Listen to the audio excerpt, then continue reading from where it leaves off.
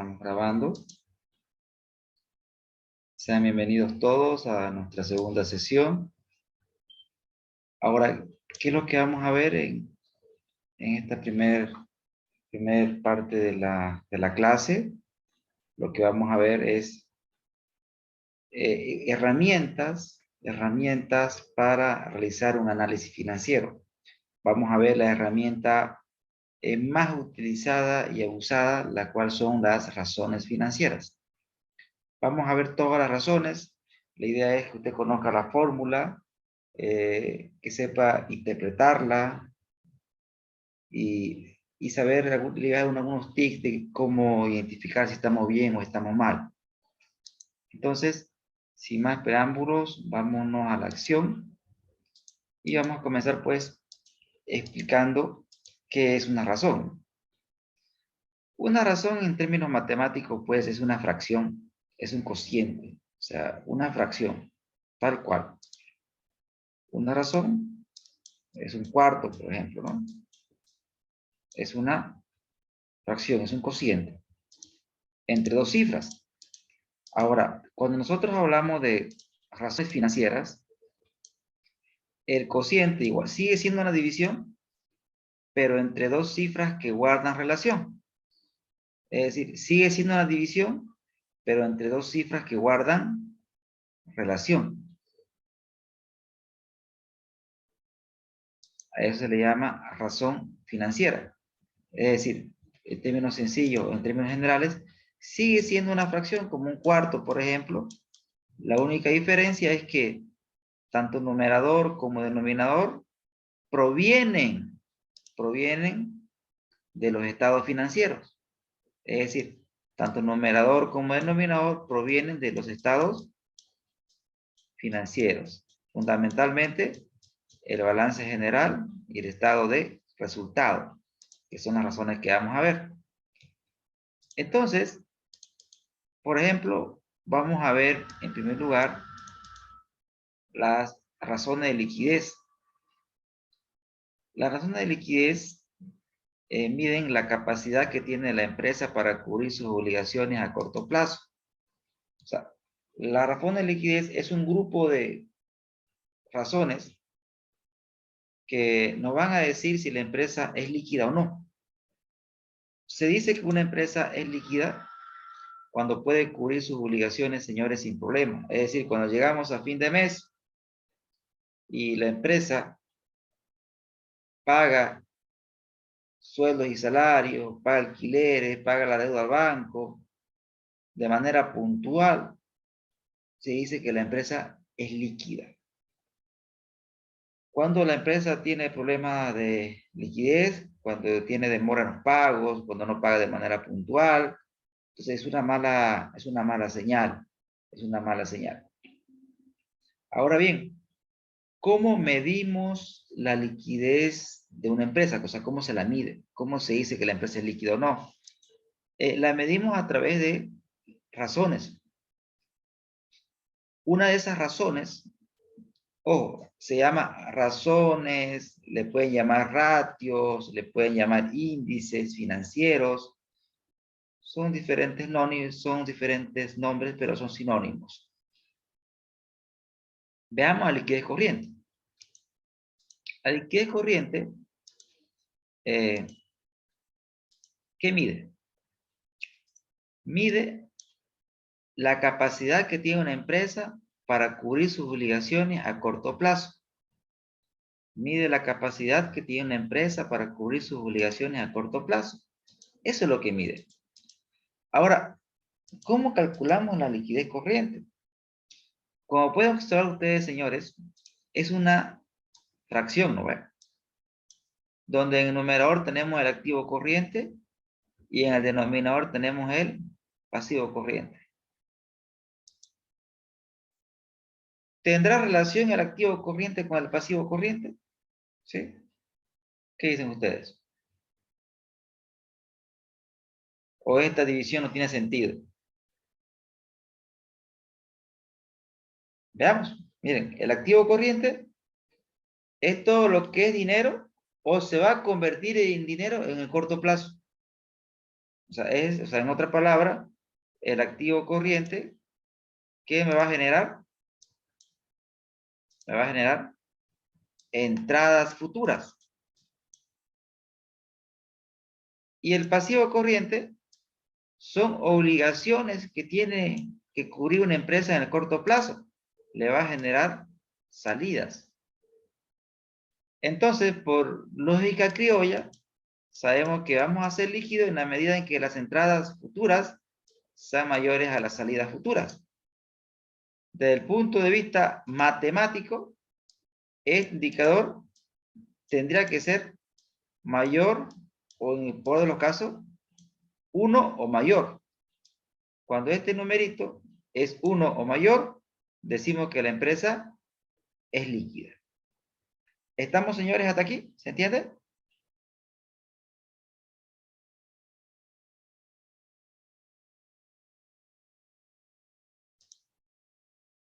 ¿Qué dice? Pueden escribir en el chat. ¿O no se está escuchando? Sí, listen. Ah, ya, perfecto. Ahora, veamos un ejemplo. Si la liquidez corriente de una empresa es 2, o sea, hacemos la división y me da 2, ¿cómo interpreto ese numerito? Para poder interpretar ese número, nosotros sobreentendemos que en el numerador tenemos 2 y en el denominador tenemos la unidad. Fíjense ustedes que la interpretación tiene que ser lógica. Por ejemplo, ¿qué podemos decir? Podemos decir que por cada boliviano que debemos en el corto plazo, o sea, que debemos en el corto plazo, la empresa dispone de ¿cuánto? De 2 Doble. para cubrir sus obligaciones en el corto plazo. ¿Podemos decir que la empresa es líquida? Sí. Correcto, es líquida, ¿no? Y aquí hay algo importante que quiero resaltar, que este indicador es importante, me dice mucho, pero siempre y cuando exista normalidad en el negocio. ¿Qué quiere decir? Que todo se mantenga estable, tanto en el macro, micro o a nivel interno. Por ejemplo, si este indicador fuera 2 y estaríamos hablando de un restaurante, vemos indicador de 2 al cierre de gestión. Pero luego viene la pandemia, donde nos encapsulan. Pregunto, ¿podríamos decir que este indicador me dice mucho? ¿Será que su cuenta por cobrar la va a cobrar en periodo de pandemia? ¿Será que el inventario lo va a transformar en comida, en platos? Entonces, ¿cuál es el mensaje? Que este indicador me dice mucho siempre y cuando exista normalidad en el negocio. Cuando digo normalidad, ¿qué quiere decir? Quiere decir que la maquinita va a funcionar de manera normal, que las cuentas por cobrar se van a cobrar, que el inventario se va a realizar y que obviamente voy a vender y para vender requiero trabajar con los proveedores también. Entonces, eso quiere decir que el negocio se desenvuelva de forma normal. Si esa normalidad no se da, tendría que buscar otro indicador más preciso. Genial. Ahora, algo que hay que tomar en cuenta también, por ejemplo, una liquidez corriente de 2, como bien decíamos hace rato, nos dice que la empresa posee líquidos. Sin embargo, hay que tener en cuenta los calces entre los ingresos y egresos. ¿A qué me refiero a eso?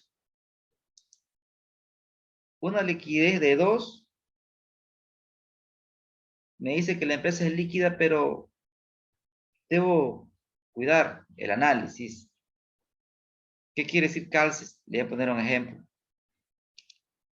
El 1 de enero, o sea, usted como persona natural tiene ingresos ingresos futuros, tiene egresos futuros. ¿Sí? O sea, en otras palabras, tiene aquí cuentas por cobrar y acá tiene cuentas por pagar. Entonces, si nosotros decimos, ok, tengo cuenta por cobrar 50 y cuenta por pagar 20. Genial. O sea, el 1 de enero, nosotros tenemos una X persona que nos debe 50, pero tenemos por pagar 20. Somos líquidos. Aparentemente no voy a tener problema, ¿no, señores? Porque tengo 50, voy a cobrar, pues los pago y me quedo con 30, ¿no? ¿Ahí qué falta? Falta el componente tiempo. ¿En qué momento voy a percibir estos 50? ¿Y en qué momento voy a tener que pagar esos 20? Si estos 50 lo voy a percibir el día 20 y esta cuenta por pagar la voy a pagar el día 10, le pregunto a ustedes, ¿acaso eso no me genera un problema de efectivo? ¿Qué dicen ustedes?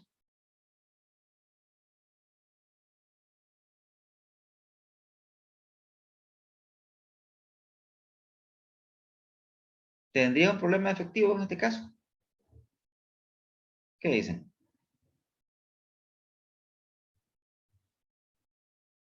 Revisa el chat.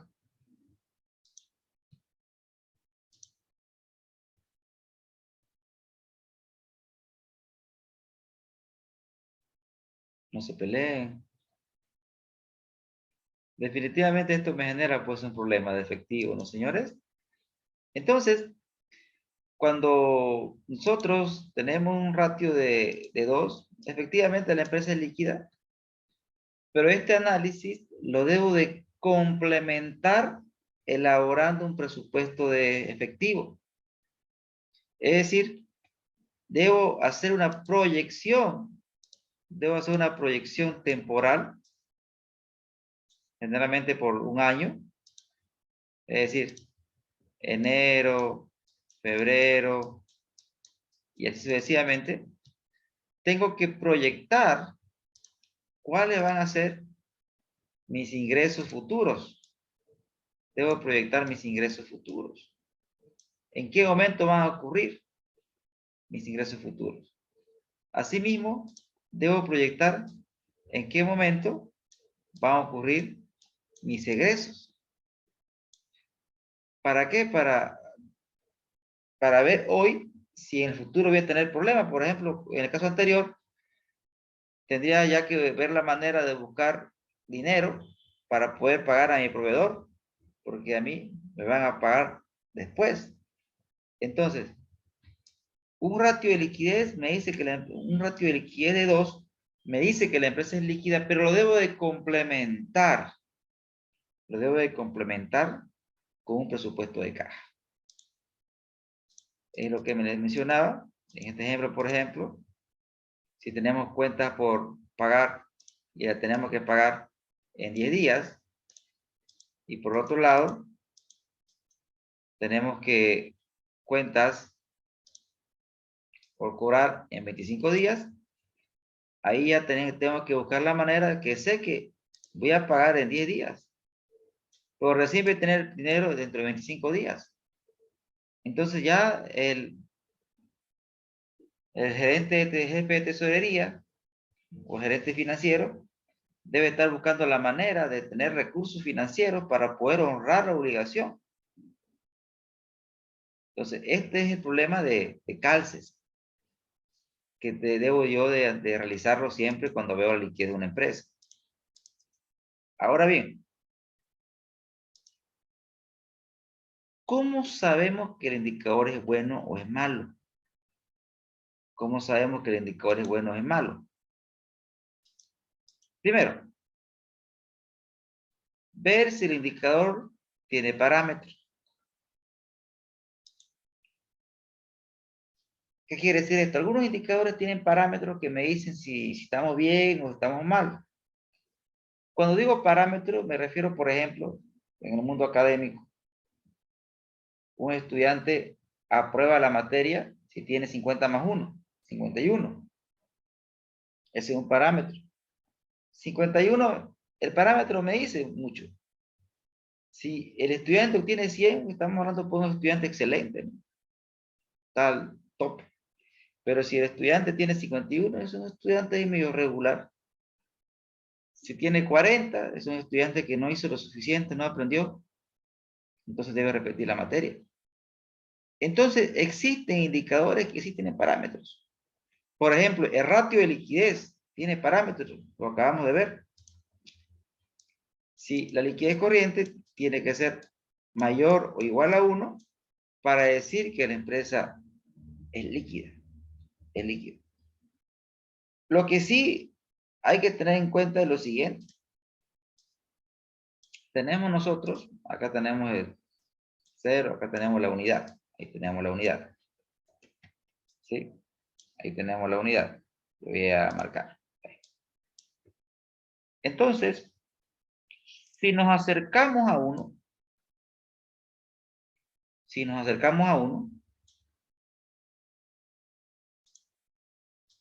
aumenta lo que se conoce como riesgo de liquidez. ¿Qué es el riesgo de liquidez? Es la probabilidad de que en el futuro usted no pueda cubrir sus obligaciones a corto plazo. Entonces, si nos acercamos a 1, aumenta el riesgo de liquidez. ¿Estamos ahí? La empresa de la cual he charlado en la anterior sesión tenía una liquidez corriente de 1,05.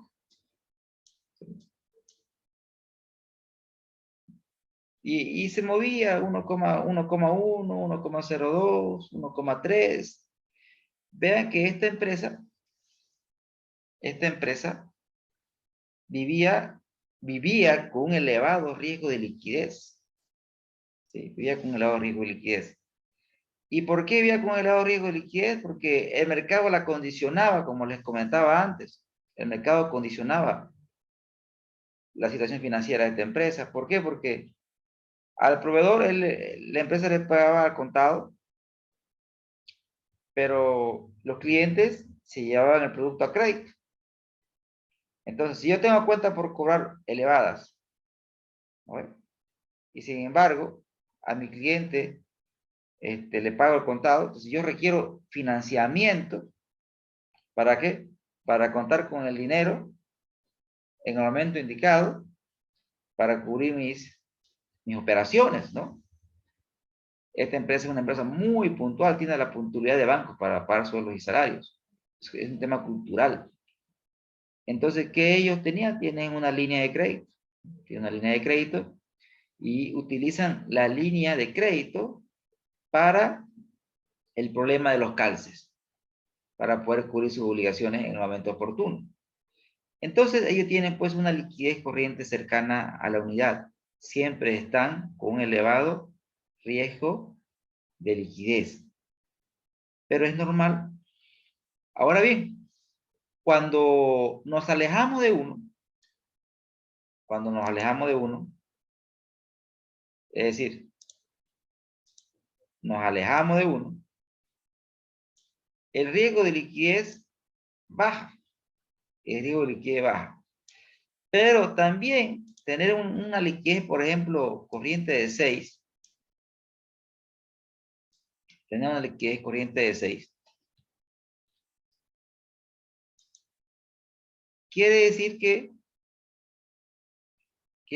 que tengo muchos recursos ociosos inmovilizados. Tener elevada liquidez implica un costo de oportunidad elevado. Tener concentrado muchos recursos en el corto plazo, tener una liquidez innecesaria, tampoco es saludable. Tampoco es saludable. ¿Por qué? Porque estoy sacrificando rentabilidad. Si mi activo corriente es más de lo que necesito, estoy sacrificando rentabilidad. Eso me afecta directamente a la rentabilidad. No se olviden que que el activo, explico rapidín esto. Miren, si ustedes ven un balance, vemos un balance.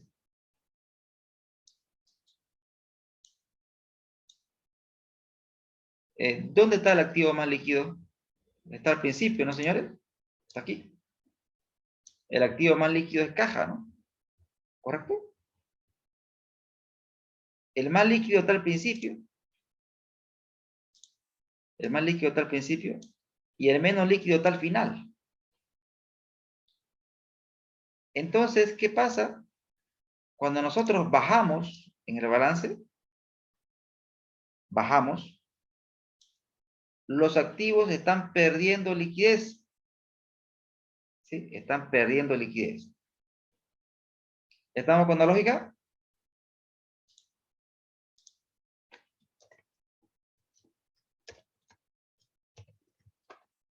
Explico un poquito más.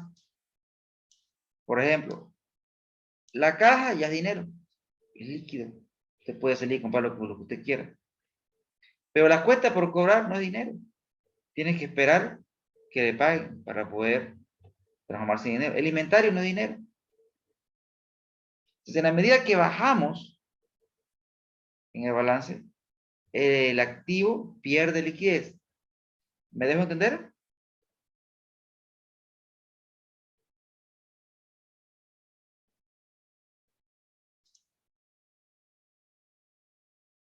¿Me escuchan?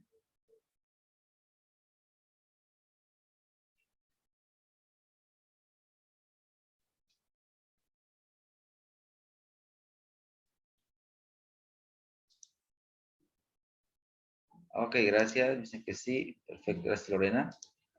Entonces, pierde liquidez. ¿Pero qué sucede? Aumenta en rentabilidad. Aumenta rentabilidad. Por ejemplo, el dinero como tal, el dinero ahí en su mesa no genera rentabilidad. Pero si ese dinero lo transformo en un vehículo, y ese vehículo lo trabajo, fíjese que de tener dinero, ahora ya es un vehículo, pero el vehículo sí me genera flujo. Entonces, el dinero tenía liquidez 100%, ya era líquido en sí. Pero si ese dinero lo transformo en un vehículo, el vehículo es menos líquido. ¿Por qué? Porque un vehículo no se vende de la noche a la mañana. Va a demorar en hacerse efectivo. Entonces pierde liquidez al transformarse de dinero a vehículo, pero aumenta rentabilidad, porque el dinero como tal no me genera rentabilidad, pero el vehículo sí. Es por eso que en finanzas nos enseñan que siempre debemos buscar trabajar con niveles de liquidez cercano a 1. ¿Por qué? Porque hay una regla interesante financiera que me dice que si la liquidez corriente de una empresa tiende a 1, si me aproxima a 1, entonces aumenta el riesgo de liquidez. Aumenta el riesgo de liquidez, como lo ya mencionaba antes. Pero también aumenta la otra R que es bonita, que se llama rentabilidad. Aumenta la rentabilidad.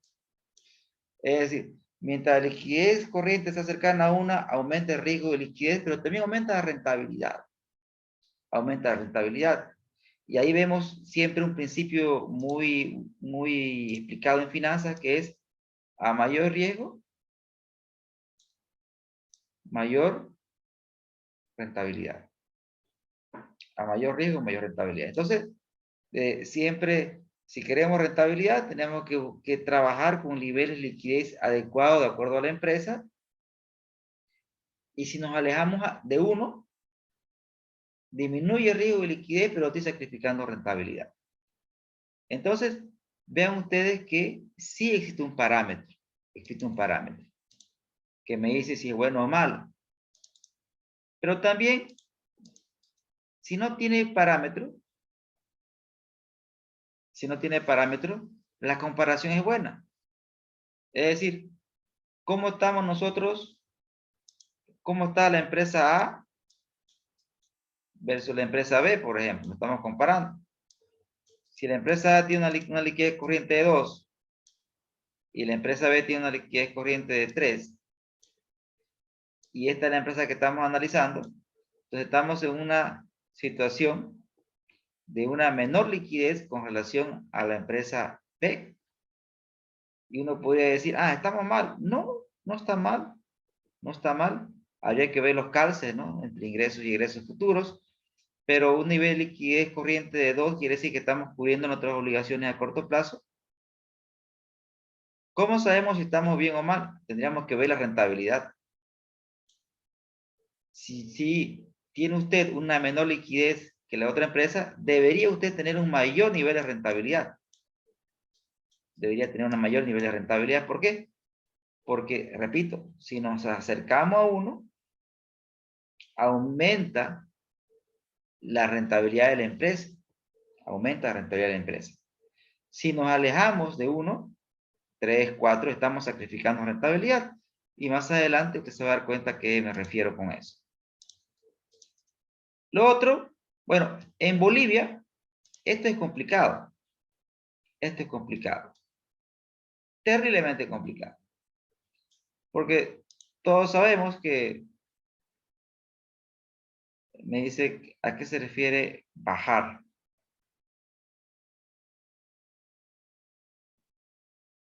Bajar en...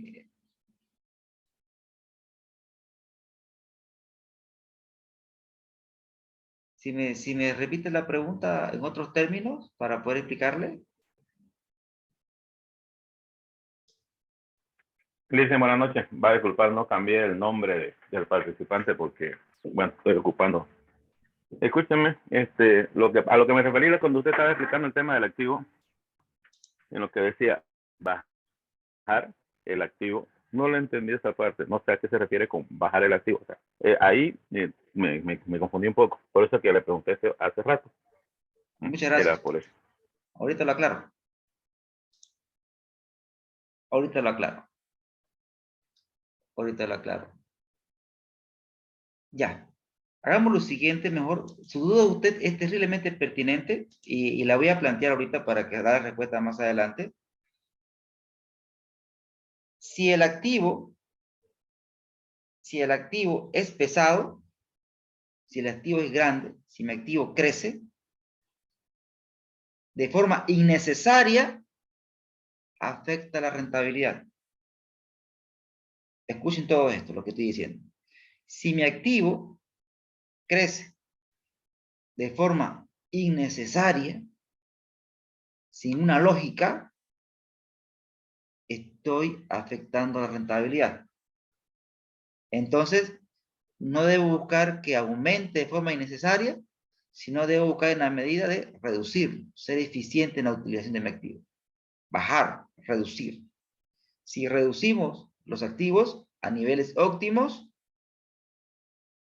estaré aumentando rentabilidad. Lo dejo ahí como una regla y cuando explique rentabilidad lo retomo y se van a dar cuenta de que estoy hablando. ¿Listo? Su pregunta es pertinente, totalmente pertinente. Gracias, Alex. Genial. Ahora, ¿qué sucede? Como les comentaba que en nuestro medio no existe mucha transparencia. Todavía tenemos ese temor de mostrar nuestra información. Entonces, el único sector en el cual puedo hacer un análisis comparativo es la banca, ¿sí? Porque ellos están regulados y usted puede analizar el banco A con el sistema, en fin, puede hacer lo que usted quiera, un análisis comparativo. Pero en otros sectores, en el sector gastronómico, construcción, no puedo hacer comparaciones. Entonces, ¿cómo sé si estoy bien o estoy mal? Si no tengo un punto de comparación y encima que no tenga un parámetro. En ese caso, lo que se hace es ver la evolución histórica. Ver la evolución histórica. El comportamiento histórico me dice mucho. ¿A qué me refiero con el comportamiento histórico? Les voy a dar, por ejemplo, un ejemplo, a ver. Un nivel de liquidez corriente de 2 me dice que la empresa es líquida. Perfecto. Es líquida. Pero si analizamos un periodo 1, un periodo 2, un periodo 3, un periodo 4, y aquí teníamos 3, y acá teníamos 2,5, estoy hablando de liquidez corriente, y acá tenemos 2,1, y ya hemos llegado a 2. Entonces la liquidez, me dice que la empresa es líquida efectivamente, pero vemos que tenemos un comportamiento decreciente. Yo puedo pensar dos cosas, ¿no? O la empresa está buscando eficiencia para aumentar su rentabilidad, lo cual es bueno, o está haciendo mala gestión de su capital de trabajo. O sea, no está pagando sus obligaciones a tiempo. Es decir, cada vez su pasivo corriente está más pesado y eso hace que su liquidez corriente disminuya. Entonces, si veo que esto decrece, la tendencia me puede decir dos cosas. O la empresa está buscando eficiencia, o sea, de forma deliberada, estamos reduciendo la liquidez para aumentar la rentabilidad, o tenemos un problema en la gestión de nuestro capital de trabajo. Es decir, que no estamos honrando de manera puntual nuestras obligaciones con los proveedores y esta cuenta se está haciendo más grande, lo cual hace que mi liquidez corriente disminuya. Entonces, las tendencias son importantes a la hora de hacer un análisis financiero. Hay que ver el comportamiento histórico, me puede decir mucho. Otro indicador interesante es la liquidez ácida. A diferencia del ratio anterior, vean que la única diferencia es que al activo corriente le restamos el inventario. En el entendido que el inventario es lo menos líquido, del activo corriente. Entonces, ¿qué es lo que vemos aquí? Por ejemplo, si una empresa tiene una liquidez ácida de, por ejemplo, 2, esto me quiere decir que la empresa, sin tomar en cuenta sus inventarios, es decir, pensando en el peor de los casos, es decir, que no vende nada, la empresa, sin tomar en cuenta su inventario, o sea, en el escenario que no lo vendamos, por cada peso que debe en el corto plazo, dispone de 2. Entonces, la liquidez ácida, ¿qué es lo que está haciendo? Responde a la pregunta, ¿y qué pasaría si no vendes tu inventario? ¿Aún podés pagar tu obligación a corto plazo? Acá vemos que sí. Los ratios, para poder analizarlos, siempre es importante que usted lo analice todos. Todos son importantes. Por ejemplo, a ver. Acá tengo el periodo, acá voy a tener dos empresas, por ejemplo. Una empresa A y tiene una empresa B. Y son empresas del mismo sector. Esta tiene una liquidez de 2 y la B tiene una liquidez de 1,5. Pero si vemos la liquidez ácida, esta baja a 0,8 y esta queda en 1. Entonces, si me preguntaran cuál es la empresa más líquida, definitivamente es la empresa A. Es más líquida que la empresa B. Entonces, cuando quiero ver la liquidez de una empresa, miro el ratio liquidez corriente. Entonces, la pregunta sería, profesor, si la liquidez corriente me dice si es líquida o no, ¿para qué rayos analizo la liquidez ácida? No. La liquidez ácida en el análisis financiero mide el riesgo de incumplimiento. Repito, la liquidez ácida mide el riesgo de incumplimiento. Me explico. Si bien la empresa A es más líquida, pero tiene más riesgo de incumplimiento. Es decir, la empresa A, si no vende su inventario, no podría cubrir la totalidad de sus obligaciones a corto plazo.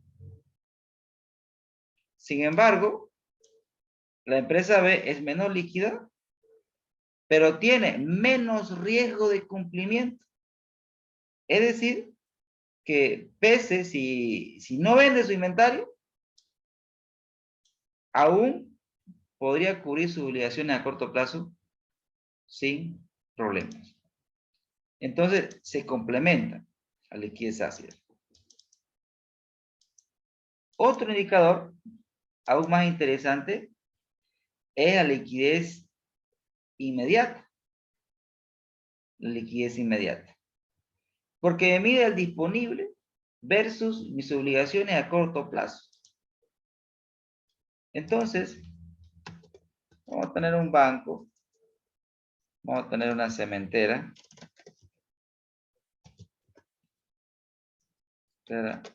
una comercial, ¿no? Entonces, acá tengo A, B, C. A, vale. Y voy a hablar de liquidez corriente. Liquidez inmediata. Por ejemplo, que A tenga una liquidez inmediata de un 30%, B 10% y acá 60%.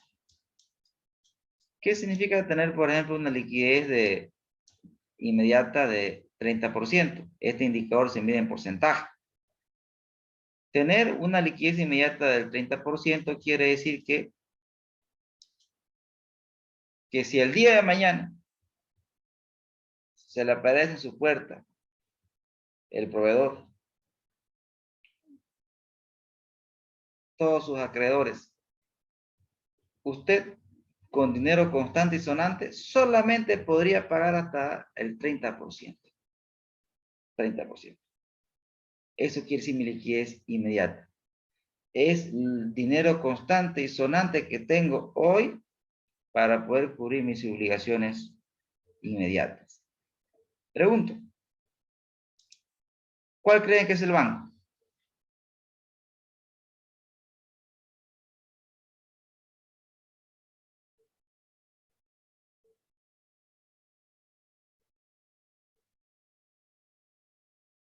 A, B o C.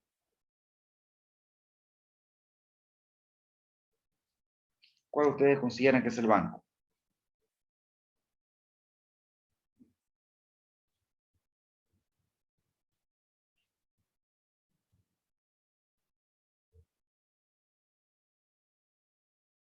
No se peleen.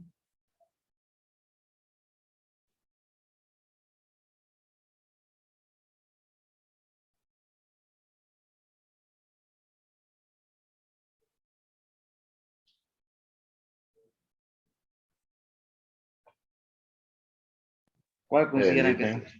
Perdón, ¿el B? Yo considero que es el B, tomando en cuenta de que, bueno, tomando en cuenta de que en el banco todos los depositantes, los que tenemos cuenta, somos acreedores del mismo banco, digamos.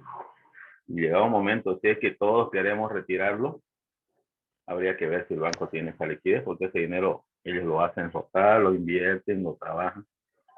Pienso yo, ¿no? Esa es mi opinión. Muchas gracias. Muchas gracias. Entonces, efectivamente, el nivel de liquidez inmediata de un banco es bajo, es bajo. Pero, por ejemplo, en Bolivia está entre 25 y 35, entre 25 y 32%. ¿Sí? El nivel de liquidez inmediata. Es decir, recuerden ustedes que el negocio de los bancos es trabajar con nuestro dinero, ¿no es cierto? Es un negocio, es la intermediación financiera. Entonces, si el día de mañana nosotros, todos los ahorristas, vamos a una entidad financiera, pues no va a tener el dinero para devolvernos, no va a tener. ¿Por qué no va a tener? Porque ese dinero pues lo tiene prestado, lo tiene en la cartera de crédito. Porque eso es su negocio. O sea, no puede tener mucho dinero. Y los bancos tienen una particularidad interesante. Tener dinero en bóvedas y en las cajas, para el banco tiene un costo. ¿Estamos de acuerdo? Porque el dinero que tiene ahí el banco no es de él, como se lo decía su colega, es de los ahorristas. Y los ahorristas se les paga una tasa, se llama la tasa pasiva, la tasa que nos pagan por nuestros ahorros. Entonces, peor aún, ellos, para un banco, tener mucho disponible implica tener un elevado costo financiero. Y es un costo explícito, no es un costo implícito. Sin embargo, para otra empresa, ya sea comercial, industrial, de servicios, tener mucho dinero implica un costo, pero un costo implícito. O sea, un costo de oportunidad, porque ese dinero lo puedo hacer trabajando, lo puedo trabajar en otra alternativa. Pero sin embargo, en el caso de los bancos, tener mucho dinero implica un costo, no implícito, explícito, porque estoy pagando una tasa por él. Es por eso que los bancos buscan siempre trabajar a niveles mínimos de liquidez inmediata, porque obviamente eso implica que tienen dinero colocado en la cartera de crédito, es decir, en lugar de tenerlo ahí en bóveda, mejor lo doy en crédito, porque un crédito me genera rentabilidad, la disponibilidad me genera un costo. Sin embargo, las cementeras pues tienen niveles de liquidez elevados, ¿sí? Tienen niveles de liquidez elevados. Una empresa comercial tiene niveles de liquidez no elevados, pero la mayor parte la tiene concentrada en el inventario, fundamentalmente. Su inventario concentra la mayor parte de sus activos corrientes. Genial. Entonces, el nivel de liquidez inmediata no puede ser pues 100%. Eso no puede ser 100%. Definitivamente no tiene lógica que sea 100%, porque significa mucho dinero inmovilizado, mucho recurso innecesario. ¿Cuánto es el ideal? Sería una pregunta interesante. Un ideal, en realidad, el ideal lo define la empresa. Una práctica es trabajar con bandas, ¿no? Bandas. Es decir, una empresa puede definir, de acuerdo a su experiencia, un nivel de liquidez inmediata mínimo. Mira, con un nivel de liquidez inmediata mínimo del 5%, nosotros en el pasado hemos funcionado bien. Eso es lo mínimo. Y la empresa puede definir un máximo con base a su experiencia. Un máximo de 10 es aceptable, pero ya más de 10 quiere decir que tenemos muchos recursos financieros improductivos, debería aplicarse a una inversión, debería aplicarse. Entonces, las empresas con base en su experiencia pueden definir bandas, es decir, límites inferiores y límites superiores para la gestión del disponible, Si no desarrollamos parámetros o indicadores, entonces estamos en un barco así medio que sin rumbo, ¿no? Sin rumbo. Ahora, cuando vemos la liquidez de una empresa, cuando estamos analizando la liquidez de una empresa, este análisis, cuando vemos la liquidez de una empresa, siempre terminamos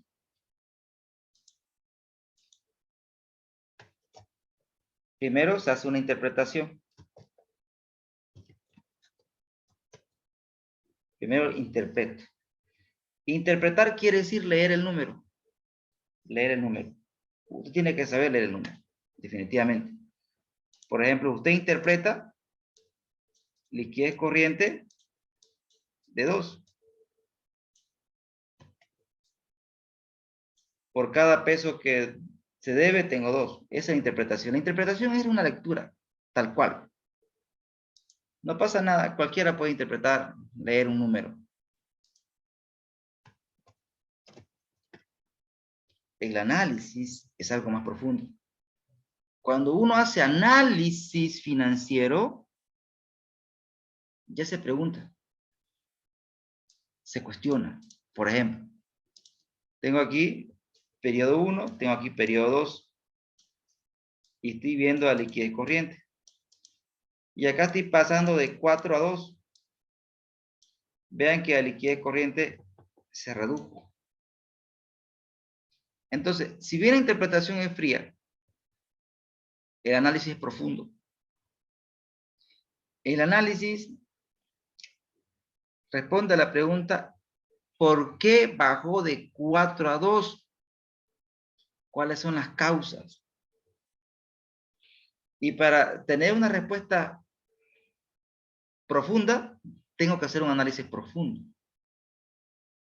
Entonces, por ejemplo, un ejemplo sencillo. Los ingresos aumentaron.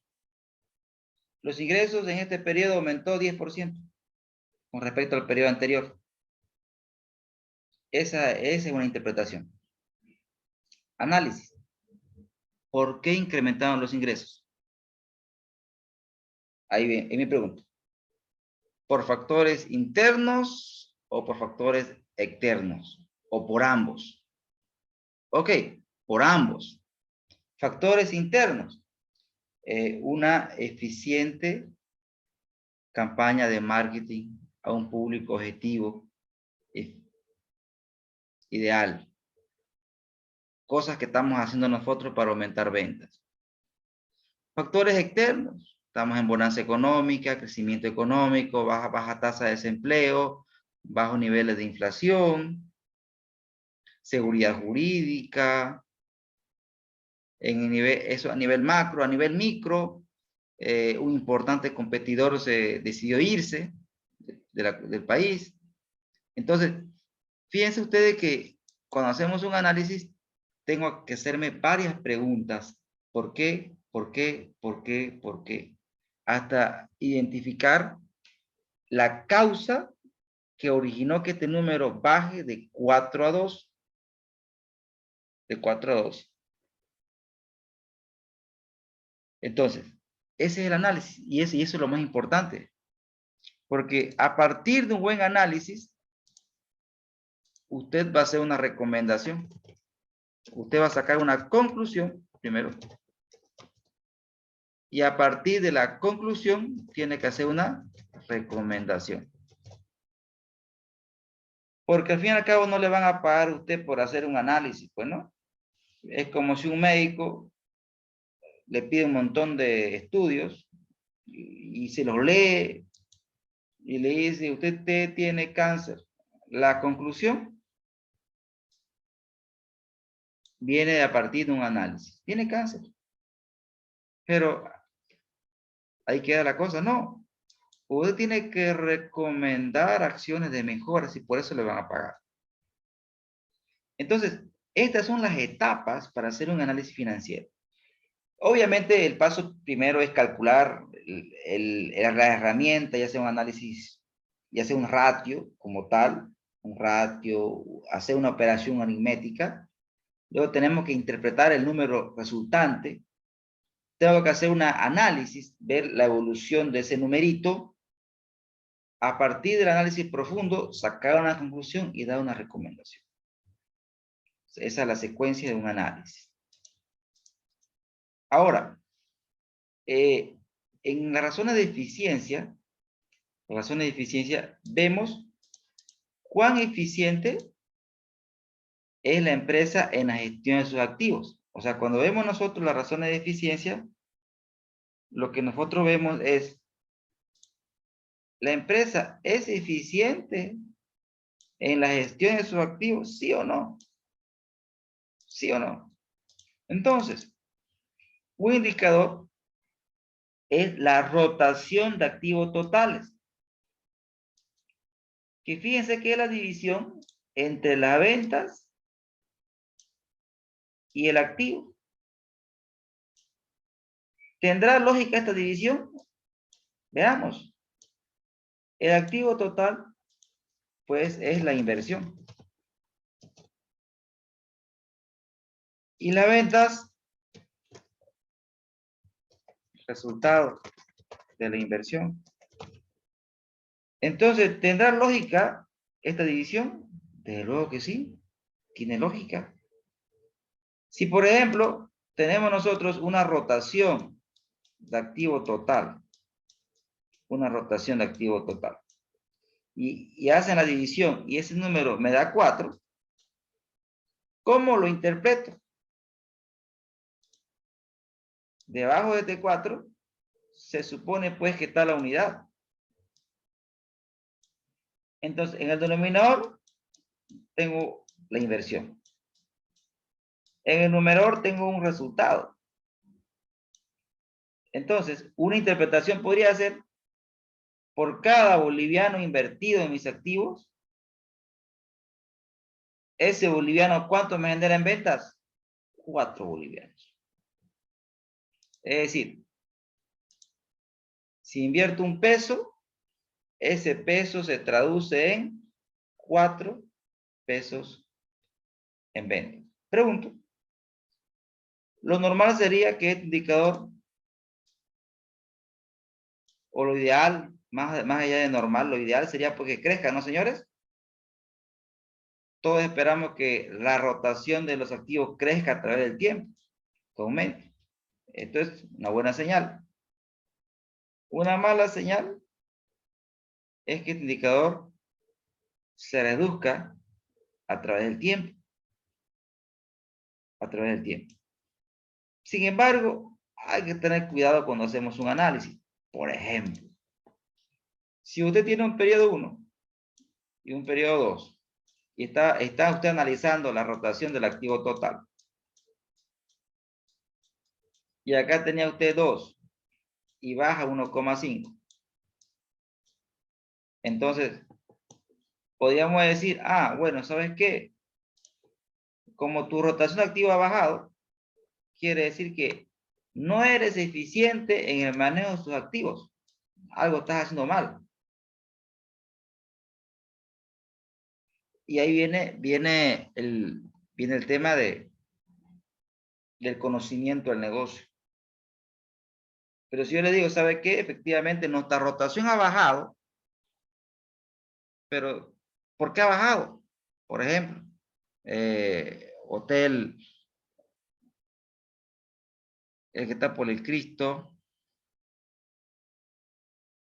Cortés, ¿no? Por ejemplo. Seguramente cuando el Hotel Cortés construyó ese nuevo edificio, han aumentado sus activos, ¿no, señores? Han aumentado sus activos. Pero pregunto yo, ¿será pues que en un año o 2 o 3, esa nueva infraestructura, ¿será que se puede utilizar de manera plena, en un 100%? ¿O te va a tener que pasar un periodo de tiempo hasta que ese activo lo ocupemos? Entonces, hay que ver si la empresa ha hecho inversiones fuertes y los resultados no se han visto en el corto plazo. Si una universidad construye un nuevo módulo, eso afecta su rotación, porque hace que sus activos crezcan. Y obviamente las ventas no van a crecer, o los ingresos no van a crecer en igual proporción. Y eso va a afectar la rentabilidad. Y no es que no sea eficiente, simplemente es que los resultados no se van a materializar en el corto plazo. Entonces, cuando vemos que este indicador baja, hay que ver si efectivamente está bajando porque es ineficiente la empresa, o está bajando porque ha tomado decisiones estratégicas y que aún no se ha visto los resultados. Hay que tener mucho cuidado. Y luego tenemos el periodo promedio de cobro, PPC, periodo promedio de cobro, periodo promedio de cobro, cuya fórmula es 360 ventas sobre cuentas por cobrar. Ventas sobre cuentas por cobrar. Este indicador se mide en días. Se mide en días. Por ejemplo, si usted tiene un periodo promedio de cobro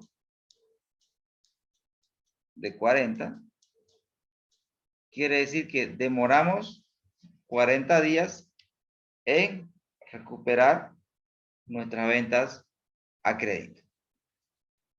Toda empresa busca siempre recuperar la venta a crédito lo más rápido posible. Lo más rápido posible.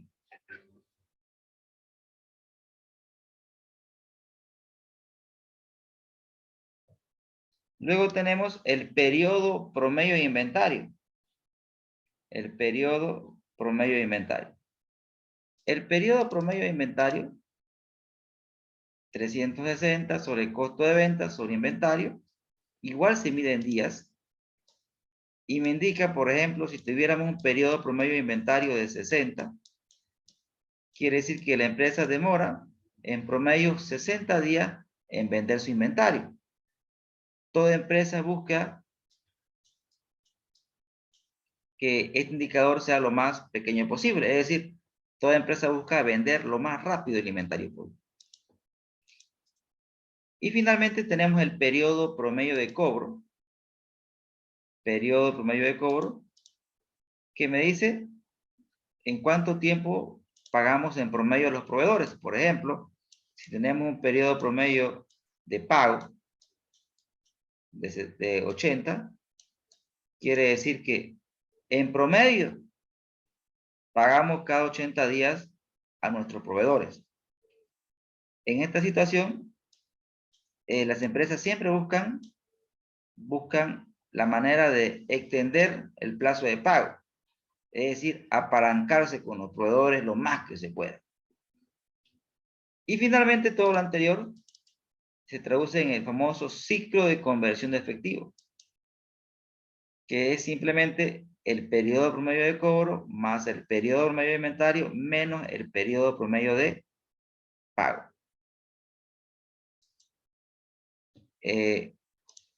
Voy a explicar rápidamente el ciclo de conversión de efectivo porque es un ratio que nos va a servir bastante más adelante. Por ejemplo, voy a hacer una línea de tiempo. Acá tenemos un periodo 0. Y acá tenemos 30. Es decir, estamos trabajando con periodo promedio de inventario igual a 30 días. Es decir, que demoro 30 días en vender inventario. Periodo promedio de cobro. Lo cobro en 40 días. Es decir, que estaríamos hablando 30 más 40, 70 días. Es decir, demoro 30 días en vender inventario. Lo vendo a crédito. Y demoran 40 días en pagarme. Esto quiere decir que voy a esperar que me ingrese efectivo en el día 70. El día 70 me va a entrar efectivo recién, que va a ser cuando cobro. Repito, estoy demorando 30 días en vender en vender inventario. Y lo estoy vendiendo a crédito y estoy demorando 40 días en cobrar. Entonces, mi entrada de efectivo va a ocurrir en el día 70. Sin embargo, si las empresas otorgan crédito a sus clientes, lo normal es que el proveedor también nos financie. Vamos a asumir que el periodo promedio de pago, que el proveedor nos dé 50 días de crédito. Si es 50 días, estamos hablando de más o menos aquí, 50 días. Si el proveedor nos da 50 días de crédito, quiere decir que la salida de efectivo va a ocurrir en el día 50. va a ocurrir en el día 50.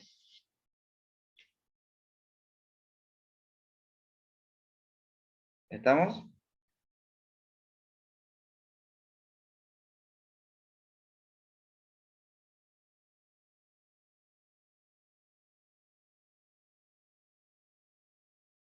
Entonces, pregunto yo.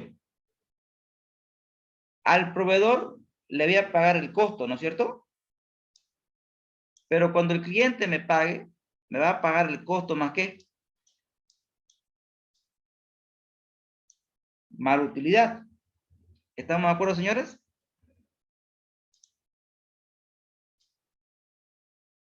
Cuando el cliente me pague, recupero mi costo más la utilidad. Pero cuando pague yo al proveedor, le voy a pagar el costo. Gracias, Fernando. Entonces, ¿qué sucede? ¿Qué sucede? En este caso, mi ciclo de conversión de efectivo, que fórmula es periodo promedio de inventario más periodo promedio de cobro menos periodo promedio de pago, es decir, sería 30, ¿no? 30 más 70 menos 50, si lo vemos en términos matemáticos, el resultado final sería, bueno, y eso que estoy mal, ¿no? Es 30 más 40, ¿no, señores? 30 más 40 menos 50, es decir, 20 días. ¿Qué quiere decir esto? Qué importante el ciclo. Bueno, en algunos sectores más que otros. 20 días. ¿Qué significa 20 días? Si ustedes se dan cuenta, 20 días es esto, ¿no? ¿Sí? Es decir, que mis recursos invertidos demoran en retornar a la empresa 20 días. Pero estos recursos invertidos pues no vuelven solos, vuelven con utilidad. Entonces, toda empresa busca reducir el ciclo de conversión de efectivo, o sea, que el dinero vuelva más rápido. Si reduzco el ciclo, estoy ayudando pues a la rentabilidad. Es por eso que las estrategias financieras están orientadas a vender el inventario lo más rápido posible, recuperar las cuentas por cobrar lo más rápido posible y negociar plazos con los proveedores lo más extenso que se pueda, con tal de bajar mi ciclo. ¿Que existen casos interesantes? Existen casos interesantes, por ejemplo, el caso de que el ciclo de conversión de efectivo sea negativo.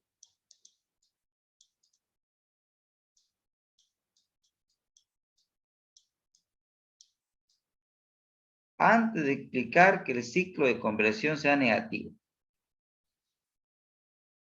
acá pasa algo interesante. Antes de explicar este caso particular. Señores, si mis recursos invertidos demoran 20 días en volver, si mis recursos invertidos demoran 20 días en volver, la pregunta que debemos hacer, ¿y qué hacemos esos 20 días? Para esos 20 días usted requiere tener dinero en efectivo, usted requiere tener caja. Entonces, si su ciclo usted es más pequeño, usted requiere menos nivel de efectivo para operar. Genial. Eso es espectacular. Pero si su ciclo usted es muy largo, o sea, si demora mucho en recuperar sus recursos invertidos, usted requiere más caja para operar. Por ejemplo, en el sector agrícola, por ejemplo, lo que se dedican a la crianza y engorda de chanchitos, tienen ciclos largos. Entonces, para meterse a esos negocios, usted quiere emprender en ese tipo de actividades, el ciclo es largo. Entonces, usted requiere bastante efectivo para mover un ciclo de conversión de efectivo. Pero, sin embargo, otro negocio tiene un ciclo más pequeño. Por ejemplo, un ciclo de una sartenería sería 2 días, 3 días, ¿no? Entonces, Mientras el ciclo sea más pequeño, usted requiere menos efectivo. Si el ciclo es más grande, usted requiere tener más efectivo para poder mover su negocio. Eso es importante que usted lo tenga claro. Otra cosa importante es el tema de los ciclos de conversión de efectivo negativo. Por ejemplo, un caso particular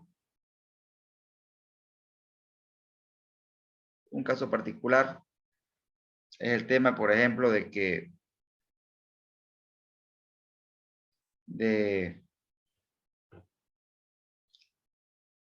a ver, un ejemplo.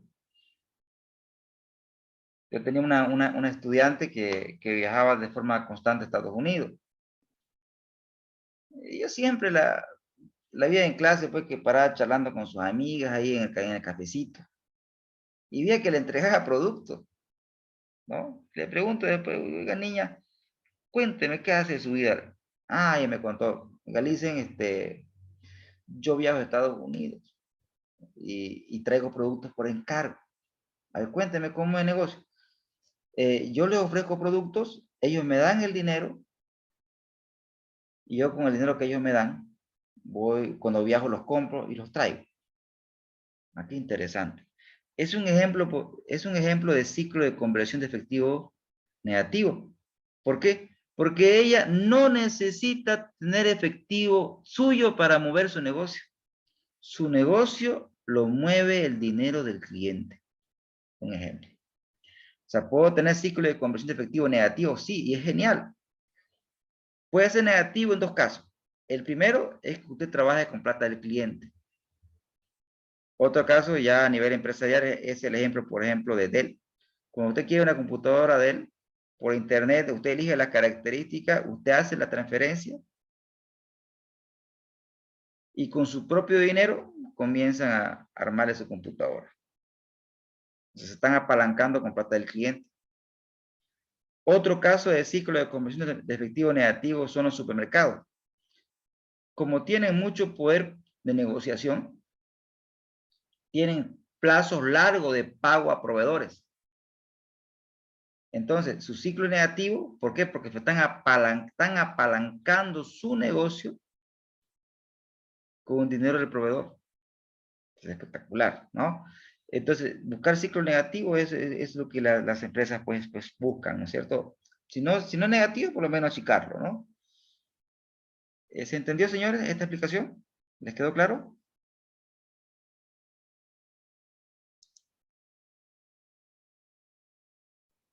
Listen, Sí, proceda. yo quiero consultar, ya que estamos viendo el tema de liquidez, rentabilidad, ese tipo de cosas que estamos viendo los activos. Yo quiero contarle una situación para ver en qué parte del análisis entra esto. Digamos, el presidente del grupo empresarial donde yo trabajo tiene una política, o sea, tiene un pensamiento en el manejo del activo fijo, en específico del vehículo, digamos una camioneta. Él trabaja, o sea, para sus empresas él compra camionetas Hilux, digamos, porque entramos dentro del rubro de agropecuario. Y bueno, como el vehículo tiende a depreciarse, y eso nos ayuda en el tema del UA y todo, en el gasto. Llega un momento de que en el tiempo que se termina el valor del activo de la camioneta, de la depreciación y se queda en cero, esa camioneta él lo vende a un precio un poco menor de lo que le costó, pero ya no sin factura porque el fin ya está depreciado. Y esa plata la inyecta nuevamente en la empresa, en cualquier empresa. Y lo va trabajando esa plata porque le significa, digamos, o sea, no significa que no paga impuestos por la factura emitida porque lo vende a personas particulares, pero consigue ese dinero que es un valor un poco menor a lo que realmente lo compró en su instancia hace 4 años atrás. Eso entra en un parámetro de análisis financiero. Es una buena política. Genial. Por lo que veo, tienen cultura gringa, ¿no? Que así hacen, esa es la cultura de los gringos, ¿no? ¿Sí? En Genial. realidad él es boliviano, pero es un tipo capango, que yo nunca, yo he trabajado en muchas empresas, pero nunca he tenido esa experiencia, nunca lo he visto de ese punto. Claro que para hacer ese tipo de cosas tiene que tener uno plata, ¿no? Porque son vehículos que tienen un valor muy alto, pero con la forma de pensar de él, o sea, bueno, yo más que todo me pareció muy bien, pero como estamos viendo el tema de análisis de los activos, pues, entonces sí, quería ver si entra en ese tema del análisis financiero, o sea, cómo se lo puede ver esa política que tiene él, ¿no? Si realmente es muy buena o no. Bien, le explicaré, le responderé.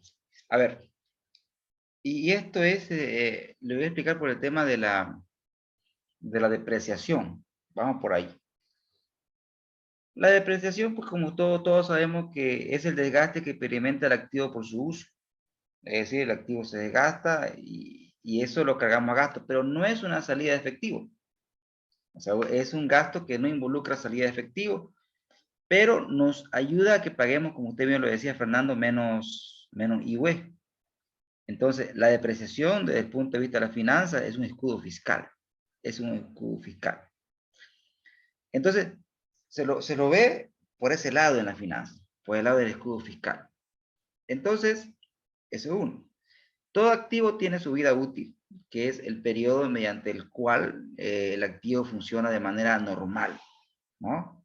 Entonces, ¿qué hacen las empresas pues grandes, ¿no? En otros países no funcionan, no actúan con activos depreciados como en Bolivia.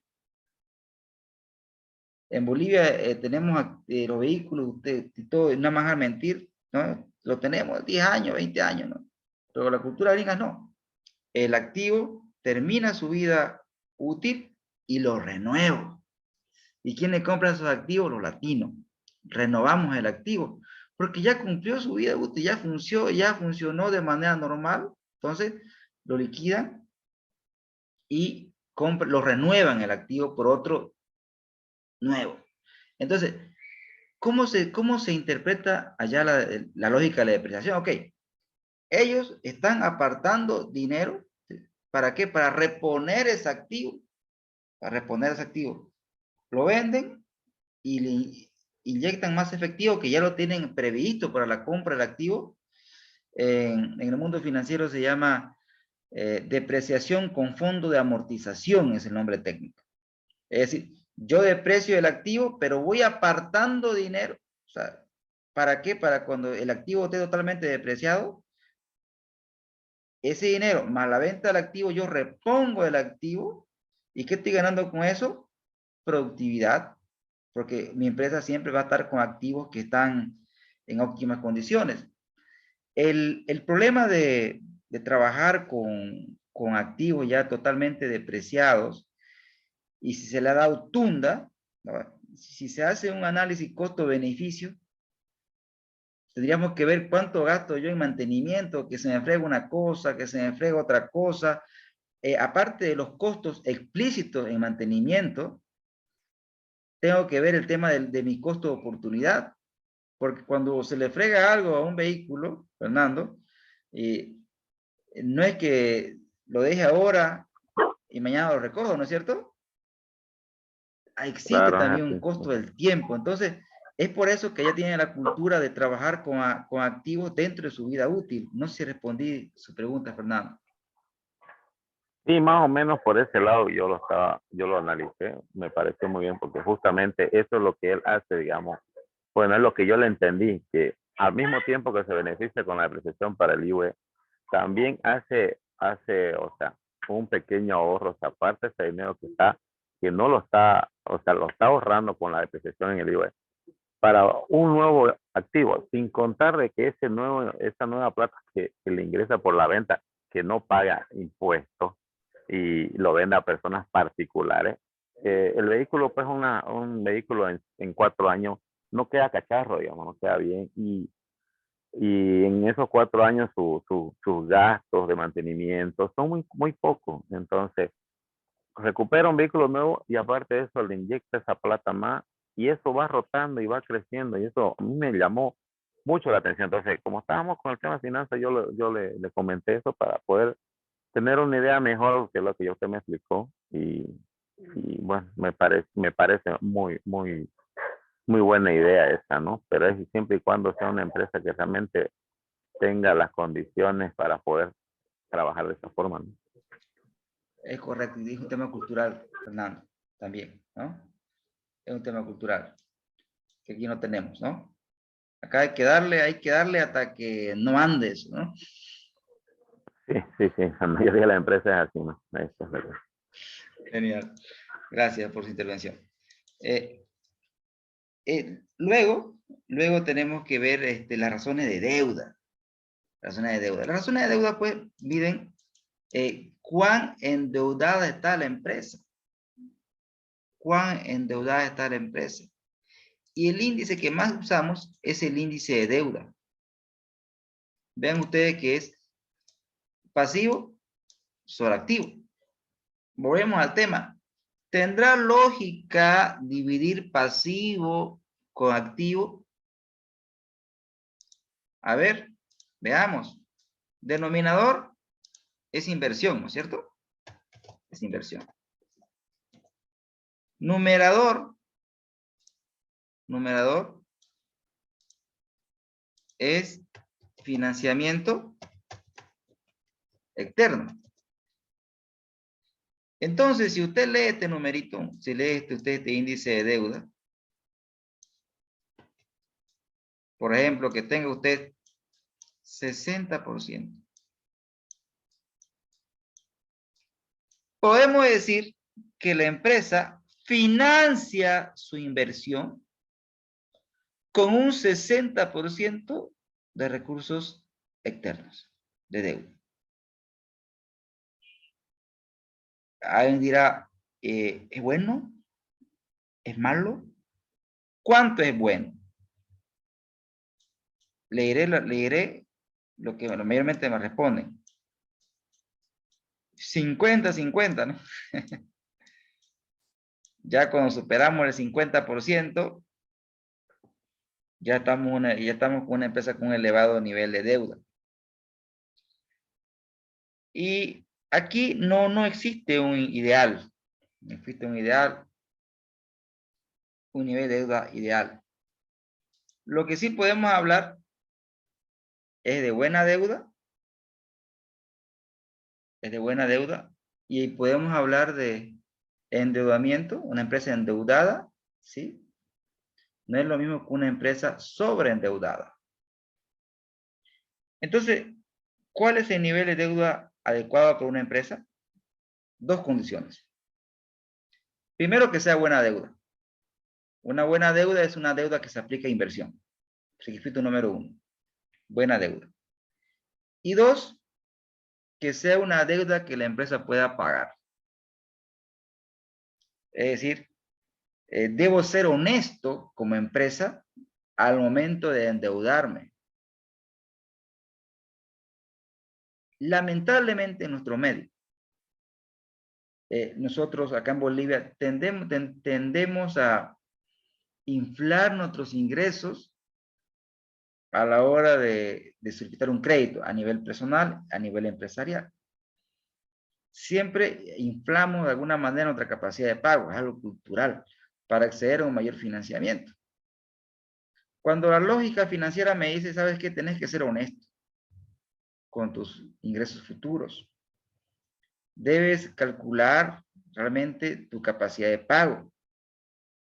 Si debes 10 pesos mensual, o sea, si debo 10, si el flujo de caja de la deuda, o sea, si le tengo que pagar al banco 10 bolivianos, tu flujo operativo debe ser por lo menos pues 20. Una relación 2-1. Es decir, si mi negocio genera 20, ¿sí? Yo no puedo endeudarme 20. Mi negocio genera 20 y me endeudo 10. No es saludable. ¿Por qué? Porque me estoy exponiendo al riesgo operativo y también el financiero. ¿Qué quiere decir riesgo operativo? Si estamos tastas Estamos tas. Cualquier cosa que pase en el mercado va a hacer que yo no pague mi crédito. Y al banco hay que tenerlo pues amigo, no enemigo. Es decir, hay que tener un buen historial crediticio. Entonces, si nosotros inflamos nuestra capacidad de pago, lo que estamos haciendo simplemente es amargándonos la vida a nivel personal y como gerentes estamos exponiendo mucho a la empresa. Mucho a la empresa. Entonces, el nivel de deuda, dos requisitos. Tiene que ser buena deuda y el segundo es, tengo que ser honesto. Debo hacer o proyectar mi capacidad de pago y ver realmente si ese nivel de deuda es el que puedo pagar. Es importante. Ahora, ¿cómo sé que es una buena deuda o no? Existen indicadores que me dan pistas. Le voy a hablar de uno. Por ejemplo, este de aquí. El índice de cobertura de intereses. El índice de cobertura de intereses es un ratio que divide la utilidad operativa con los intereses. Por ejemplo, este ratio, si fuera, por ejemplo, si acá me sale 4, significa que la empresa puede pagar 4 veces sus intereses con la utilidad operativa. O sea, con mi utilidad operativa yo puedo pagar 4 veces los intereses. Entonces, ¿cómo identifico si es una buena deuda o no? A ver. Hay pistas, por ejemplo. Usted aquí tiene periodo 1, tiene usted periodo 2, y tiene usted un índice de deuda de 50%, y ve que la empresa ha aumentado su índice de deuda a 70%. Si la empresa ha aumentado su nivel de deuda, ¿cómo sé que es buena deuda? Tendríamos que ver el índice de cobertura de interés. Si aquí era 4 y acá aumentó a 8, entonces me está diciendo que efectivamente me estoy endeudando más, pero está aumentando mi cobertura. Es una señal de buena deuda. La buena deuda tiene un circuito. Es decir, si aumenta la deuda, si usted ve que en la empresa está aumentando la deuda, inmediatamente lo que usted tiene que ver es si está también, entonces esto debería implicar que también aumente sus activos no corrientes. Es decir, la empresa está invirtiendo en activos no corrientes. Si la empresa invierte en activos no corrientes, tengo que ver que esas inversiones sean productivas. Es decir, tengo que ver que esas inversiones se traduzcan en incremento en ventas. Ahora, el hecho de vender más, ¿significa que tengo más utilidad operativa? No. También tengo que ver si la empresa es eficiente en costo y gasto. Es decir, debe aumentar la utilidad operativa. Es decir, si nosotros aumentamos la deuda, debe ser para inversión. Si invierto, la inversión tiene que ser productiva, es decir, generar aumento en ventas. Y no termina ahí la película. Tengo que aumentar. Si vendo más, mi utilidad operativa debe crecer. Pero para que crezca, debo buscar eficiencia en la gestión de costos y gastos. Porque el hecho de que una empresa incremente en ventas no necesariamente implica que aumente la utilidad operativa, aunque sería lo normal. Si usted vende más, debería tener más utilidad operativa, siempre y cuando sea eficiente en la gestión de los costos y los gastos. Antes de seguir, ¿se entendió, señores, esta explicación? ¿Le quedó claro?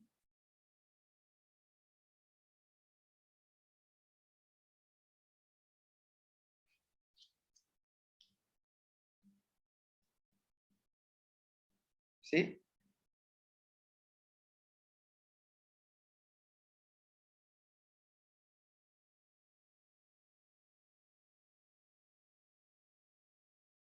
Genial, gracias. Gracias, Fernando. Gracias, Román. Gracias, Javier. Genial. Entonces, luego de la deuda, vienen las razones de rentabilidad. Y me voy a concentrar en una en particular, que es bueno, mira el concepto, ¿no? Mide la capacidad que tiene una empresa para generar utilidad. Muy bien. Se dice que una empresa es rentable cuando genera utilidades. Es decir, si la empresa genera un peso, ya es rentable. Ahora que usted no sea feliz con ese peso, ya es otra cosa. O sea, ahí estamos hablando de que la rentabilidad no está cubriendo con sus expectativas. Entonces, cuando vemos las razones de rentabilidad, hay un requisito fundamental para que sea razones de rentabilidad. Hay un requisito fundamental. Una razón de rentabilidad, para empezar, tiene que ser un ratio, ¿sí? Pero con una condición importante. En el numerador debe existir un resultado.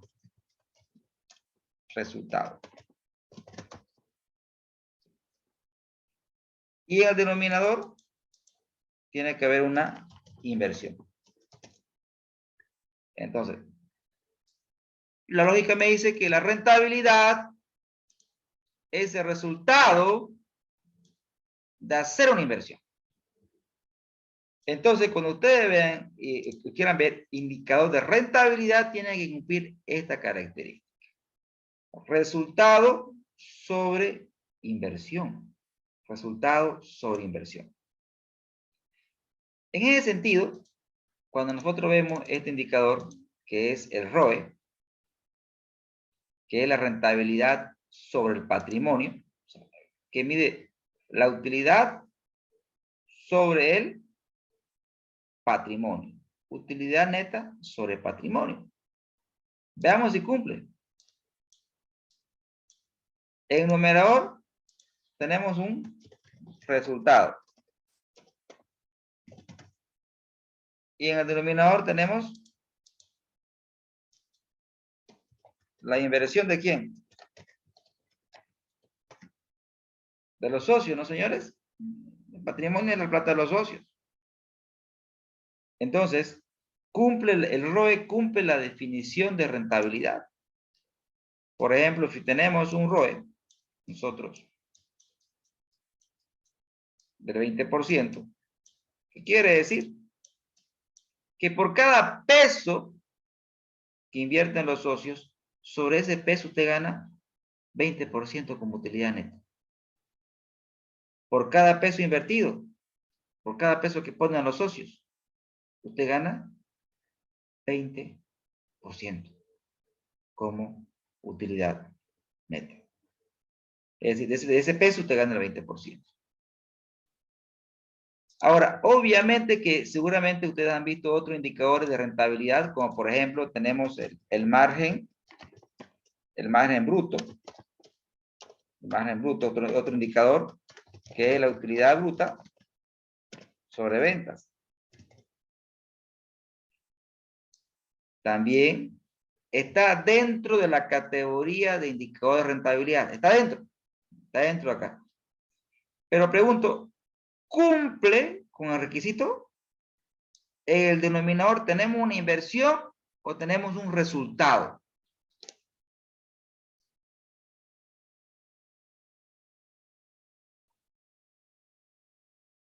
¿Qué dicen ustedes?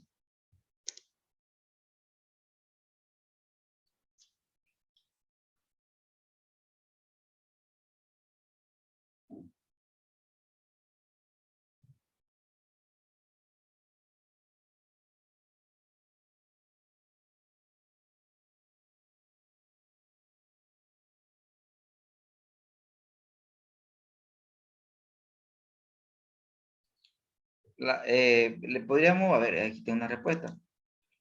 ¿Es correcto el resultado, Fernando? Resultado, dice Román. Claro, o sea, entonces no podemos decir, y acá siempre preciso. Me acuerdo una vez que estaba tomando y yo escuché que un colega dice, rentabilidad sobre las ventas. No, no está mal dicho. Es un margen eso. No puede decir que es rentabilidad sobre las ventas. No, no existe eso. Es un margen. Margen es lo que te queda después de. O sea, rentabilidad sobre la venta está mal dicho. Está mal dicho, no es correcto. Esto es un margen. ¿Qué significa, por ejemplo, un margen bruto de...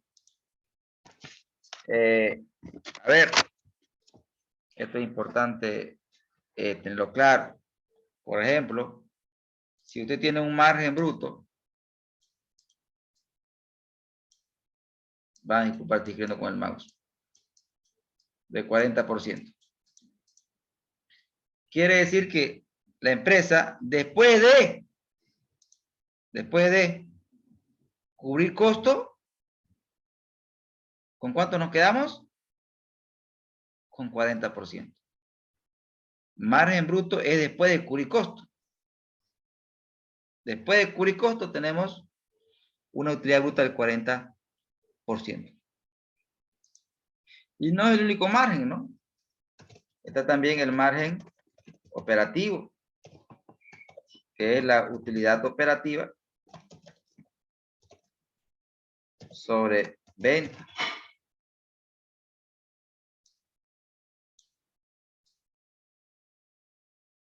Por ejemplo, si usted tiene un margen operativo,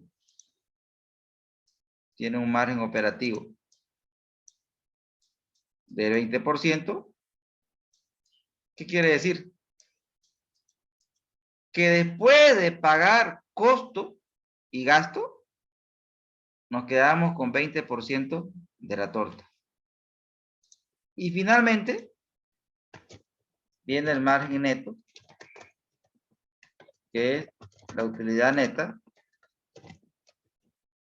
sobre venta. Entonces, los márgenes, visto de una perspectiva gráfica, si quiere hablar, toda esta torta se llama ingreso. Este pedacito se lo come el gasto, perdón, el costo. Acá tenemos el costo de venta. Costo de venta. Luego tenemos una parte de la torta.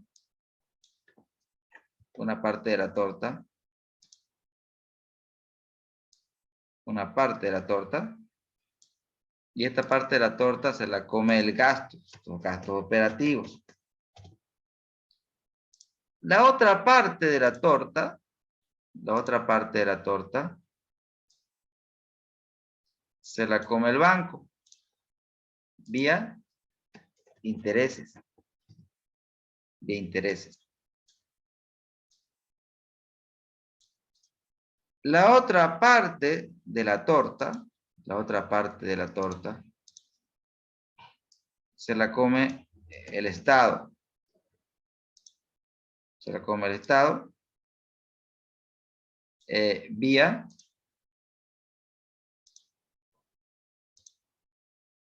impuesto a las utilidades, el IVA. Y lo que sobra, que lo voy a colocar con verde. Lo que sobra. Esto es la utilidad neta.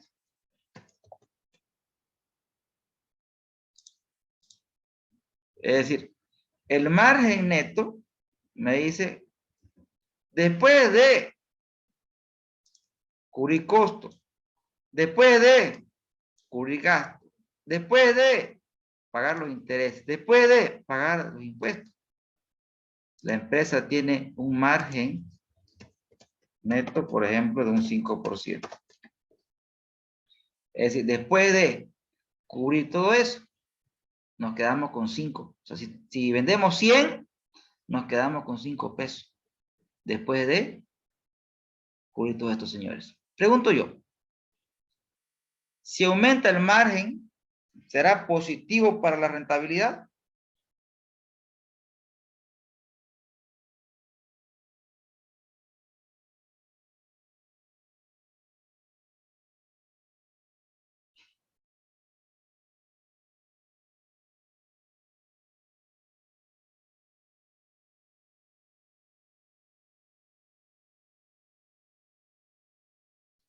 ¿Qué dicen ustedes? A ver, hacemos un poquito. Me dicen, a ver.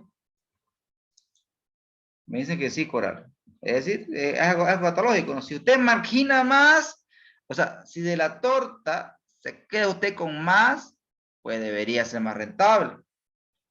Totalmente. Lógico, coherente. ¿Y saben qué? Y con eso terminamos la parte de ratios. Voy a ver el Dupont, que es fundamental. El Dupont me dice de dónde viene la rentabilidad. ¿De dónde viene la rentabilidad? Y voy a responder la pregunta, si no me equivoco, era Fernando que preguntó, no recuerdo. Pero voy a responder la pregunta ahora mismo. ¿La rentabilidad de dónde viene? Dupont responde a esa pregunta. La rentabilidad puede venir de la rotación del activo. Es decir, ¿soy eficiente en el manejo de mis activos? Viene del margen neto. ¿Margino? ¿Cuánto margino tengo en margen? ¿O viene del apalancamiento? Multiplicado del apalancamiento.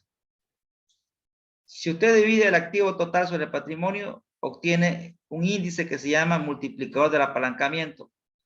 Explico este índice antes de seguir con la explicación. Por ejemplo, si activo total sobre el patrimonio, si hago esta división, señores, si el multiplicador del apalancamiento, si el multiplicador del apalancamiento es 1, ¿qué quiere decir? Si el activo total, si divido activo total sobre el patrimonio y eso me da 1, quiere decir que la empresa no tiene deuda, ¿no, señores? ¿Correcto? Si el activo es igual al patrimonio, la división de estos dos señores va a ser 1. Entonces, ahí en ese caso la empresa no tiene deuda. No tiene deuda. Pero si el multiplicador del apalancamiento fuera 2, un multiplicador de apalancamiento de 2 quiere decir que la empresa tiene un 50% de deuda y un 50% de recursos propios. Si fuera 2. Entonces, en la medida de que aumenta el multiplicador del apalancamiento, quiere decir que la empresa está más apalancada, está más endeudada. Ahora sí, ¿se entiende qué significa multiplicador del apalancamiento? ¿Sí? ¿Les queda claro, señores? Sí, lo entiendo. Perfecto. Entonces, si esto lo hacemos como un cuento, y antes de contar el cuento, miren, ¿qué pasaría si este señor con este señor se puede eliminar? Este señor con este señor se puede eliminar. ¿Y qué me quedaría?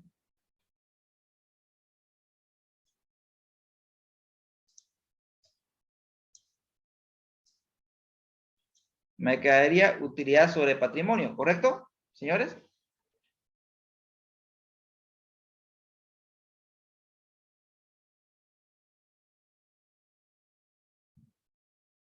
¿Y eso qué se llama? Es el índice de rentabilidad. Correcto, es el ROE. Es el ROE. Es el ROE. Pero la idea no es hacer la simplificación, ¿no? La idea es explicar la rentabilidad. La rentabilidad puede venir o porque eres eficiente en el manejo de tus activos, porque eres eficiente en la gestión de tus costos y tus gastos, o en margen, o porque estás apalancado. Porque estás apalancado. Entonces, por ejemplo, ¿de dónde viene mi rentabilidad? ¿De mi rotación o del margen? Esto también obedece al modelo de negocio. Por ejemplo, si usted va a Alventura, y se va, por ejemplo, ¿no?, al Corralito, Nos va a arroz, por ejemplo. Para lleno, no, para lleno. Ese negocio no es un negocio de rotación, es un negocio de margen. Margina mucho. O sea, ¿dónde está el foco? En el margen. Un restaurante enfocado a clase alta, ellos no buscan rotación, buscan margen. Pero si usted se dedica a vender pan de batalla, el pan de batalla, o salteñas, pero con mercado objetivo público general, o sea, no segmentándose. Entonces, estamos enfocándonos en rotación. Es decir, nos enfocamos en volumen, en volumen, en volumen.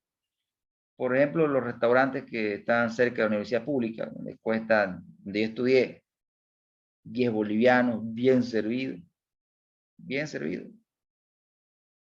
Y por ahí todo tiene precios parecidos. Son negocios que están apuntando a rotación. O sea, su rentabilidad viene por la rotación, es decir, vender volumen, y no tanto así por el margen. Cuidado, no hay que pelarle, ¿no? Por la zona de la USH, cerca de la Universidad Pública de acá de Santa Cruz de la Sierra, ciudad, vi un restaurante, una churrasquería, pero con un público objetivo clase media alta. O sea, era un negocio de margen en zona de volumen. ¿Qué creen que pasó con la churrasquería, jóvenes? ¿Le peló, no? No duró ni 6 meses. Les hablo antes de la pandemia. Entonces, ¿qué pasa? O sea, no puedes meter un negocio de margen en una zona de volumen. Entonces, este indicador me explica de dónde viene mi rentabilidad. Si es de rotación, si es por el margen o es porque estoy apalancado. Entonces, la idea central es que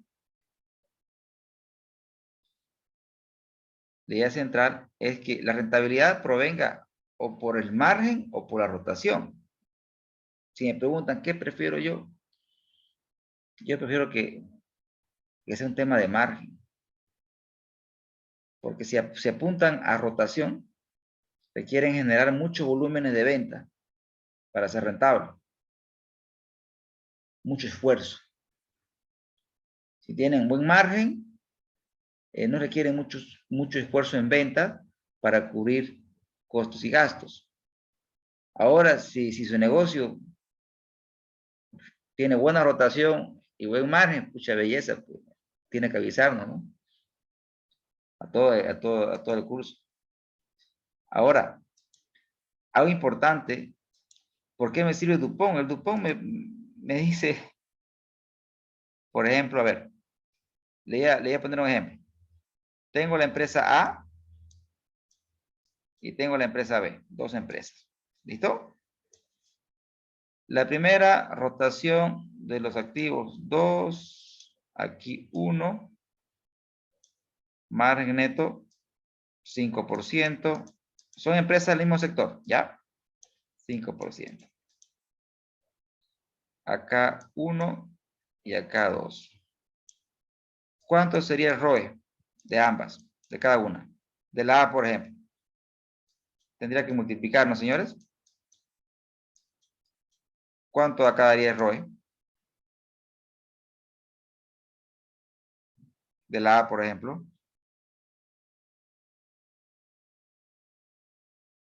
2 por 5 por 1, 10%. Y de la B, también 10. Ambas empresas tienen igual ROE. La pregunta sería, ¿cuál tiene más rentabilidad? ¿Cuál tiene una rentabilidad más saludable? ¿Cuál, señores?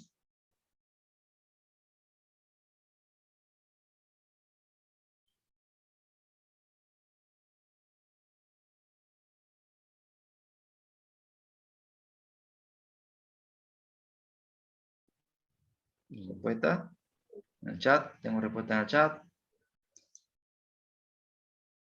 ¿Cuál tiene una rentabilidad más saludable? ¿La A o la B? Si usted tuviera que invertir, ¿dónde invertiría? ¿Sería indiferente? En la, a ver, la A. La A, dice Román Pablo. Jessica dice la A, todos. La A. Ah, no. Claro que sí, la A, totalmente, ¿no? Porque la rentabilidad de la A viene explicada por la eficiencia. O sea, es una empresa eficiente en el manejo de sus activos. Sin embargo, la B, su rentabilidad viene porque está más endeudada, ¿no es cierto? ¿Correcto? Entonces, el Dupont es importante a la hora de ver y comparar empresas. Pero, a ver, ustedes tienen un gerente y tienen un periodo 1 y un periodo 2, ¿ya?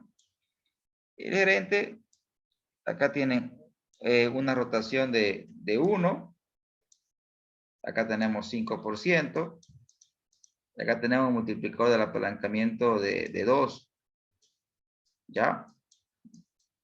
Acá tenemos 10%. Entonces acá mantiene 1, mantiene 5% y acá 4. Y tiene una rentabilidad ahora de 20. Entonces, el gerente, su gerente, usted es un accionista. Le dice que la empresa en el periodo 2 tiene un ROE de 20%. En el periodo 1 tenemos un ROE de 10%. Y quiere él que le demos un incremento salarial porque está haciendo que la empresa sea más rentable, según él, ¿no? Porque está aumentando la rentabilidad pues de 10 a 20. ¿Qué hacemos, señores? ¿Le damos el incremento? Pero eso es temporal, pues, ¿no? Porque va a tener mucho mayor apalancamiento, que eso nos va a afectar en el siguiente periodo. Por el tema de las deudas que vamos a tener que cancelar. Entonces nos está mostrando una rentabilidad con mucho nivel de riesgo financiero. En realidad, él no mejoró la rotación, no mejoró, no mejoró la eficiencia en el manejo de sus activos, no está siendo más eficiente en costo y en gasto. Sin embargo, me están mostrando más rentabilidad porque se ha endeudado más. ¿Correcto? Y en teoría, la teoría financiera me dice, si te has endeudado más, deberías pues mejorar tu margen, ¿no es cierto? ¿Por qué? Es un tema que vamos a ver en el Excel, la clase siguiente, donde vamos a ver el tema de los apalancamientos, el apalancamiento operativo, apalancamiento financiero y punto de equilibrio, pero eso lo vamos a ver directamente en práctica. La teoría se la voy a explicar en el Excel nomás. En esta sesión, si bien no me dio el tiempo para trabajar en el Excel, creo yo que es conveniente que antes de de trabajar la parte práctica en el Excel haciendo formulitas y haciendo ya el análisis, es importante conocer los indicadores, porque eso nos va a ayudar a saber, pucha, qué significa, para qué sirve y qué tengo que ver.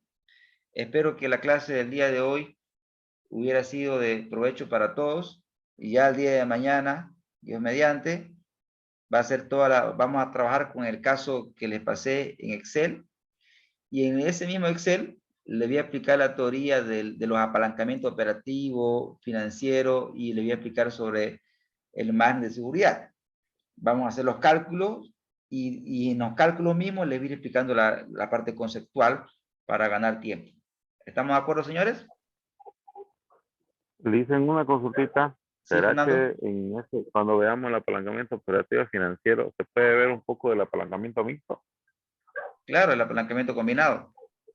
Combinado, exactamente. Correcto, correcto, que es la combinación de ambos, ¿no? Genial, claro que Sí, sí, sí. Fernando. Bueno, quedaremos aquí, gracias a todos por aguantarme esta otra sesión. Ya mañana va a haber más acción. Un abrazo a todos, que tengan un feliz descanso. Gracias. Gracias, le decía. Hasta mañana. Hasta mañana. Gracias. Gracias, Gracias. hasta mañana. Hasta mañana. Gracias, Javier. Hasta luego.